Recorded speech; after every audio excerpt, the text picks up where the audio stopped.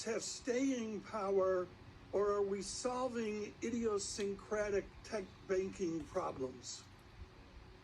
I would say, and thank you, by the way, for having me this morning. I would say that we're at the place where this crisis should not have had staying power. And yet here we are about 5-6 weeks in. And I'm hoping that we're at the tail end of that. The government does have a number of tools they need to use, and I'm happy to chat with you about what those tools are.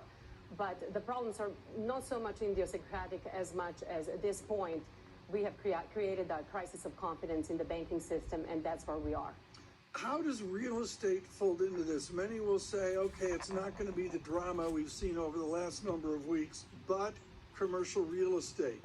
What do you observe there?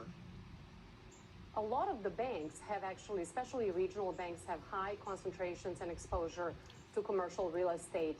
In good times, they're generally able to navigate the concentrations in their portfolio very well. But again, we're at the point where there's so much volatility in the marketplace with the market expectations of the banks. And frankly, the empty offices in a number of commercial markets in the United States are not going to help that.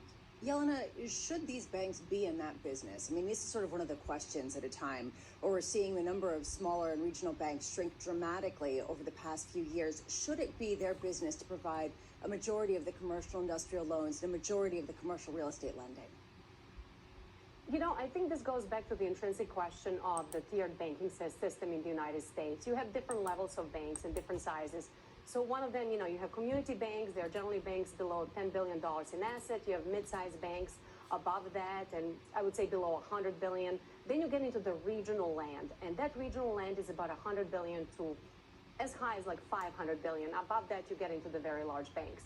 And the truth of the matter is that if those banks, the regional banks and mid-sized banks and community banks are not financing local real estate, commercial real estate transactions, they won't get financed. The role of these banks in the U.S. economy is so high that people actually, frankly, underestimate what these banks mean for our financial ecosystem. So should they be in it? Should they not be in it? It's almost irrelevant. They are in it. They need to manage the risk in their portfolios. And with the rising interest rate environment, it's going to be incredibly difficult for them. And frankly, the pandemic didn't help with people not wanting to come back to offices. And you have tens of thousands of square feet of commercial real estate, even in some of the most prime locations, sitting empty. I was just in San Francisco a couple of weeks ago, and it's a ghost town. Well, as a former regulator yourself, should there also be the same kind of regulatory scrutiny and requirements at some of these regional banks as there are at larger banks? No, actually, absolutely not. And here's why. Our regulatory system needs to account for different tiers and different, I would say, strata in our banking sector. These banks present different types of risks than the GSIBs, the global systemically important banks. They present different type of risk than mid-sized banks. And the job of the regulators is basically to accommodate that risk. The job of the bank is to manage that risk. The bottom line is when the bank fails to manage that risk, you get into in a situation that we have been in the past few weeks. But it's not as much a blame as we can put on the banks and the bank risk management in some of the failed bank situations. I think there is a portion of blame that goes on the U.S. government. I just looked at the bank assessment rates at the FDIC and my eyes glazed over, Ms. McWilliams. I mean, it's complex to say the least. How much does JP Morgan or Bank of America pay each year for FDIC insurance? Do you have a number?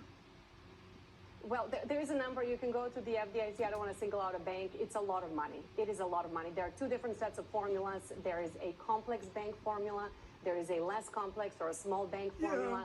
Go ahead. I don't mean to interrupt, but I am. Senator Warren would say raise the rate on James Dimon and Brian Moynihan.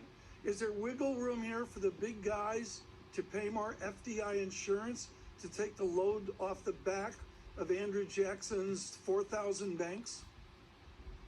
So it is very possible that the FDIC may just come out in that direction with the special assessment they need to impose to make the deposit insurance fund whole. As you know, some of the banks that have failed and have been subsequently sold have created a deficit for the deposit insurance fund. And as a result of that, there is going to be a special assessment, and I believe that's where the FDIC is heading. Yelena, Are you concerned about the Federal Reserve in its role as regulator? Do you put the blame there? It seems like everyone's just basically quietly blaming Randy Quarles and then leaving it at that. But do you think that this is something endemic in the oversight and the enforcement role that the Fed often plays? Quite frankly, to blame prior, vice chairman for supervision for something that has happened about a year and a half after he left office is a little bit preposterous. But I do think, as a former Federal Reserve staffer, I was there during 2007, 8, 9, 10 crisis. I will tell you this: they're good people working at the Fed. They have a lot of mandates they have to satisfy. But we are at a place that is about financial stability. And the whole debate about monetary policy and financial stability, we're at a place, if these banks are not stabilized, we are not going to have financial stability. And so to the extent the Federal Reserve takes its financial stability mandate seriously, I think it's long overdue that they take a look at the banking situation in the United States and what the interest rate rises have done to the banking sector as they contemplate where to keep the interest rates. Yelena, thank you for weighing in on all of Thank this. you. Thank you. Yelena McWilliams there on the latest in the banking sector. Here's the latest right now. Luca Maestro.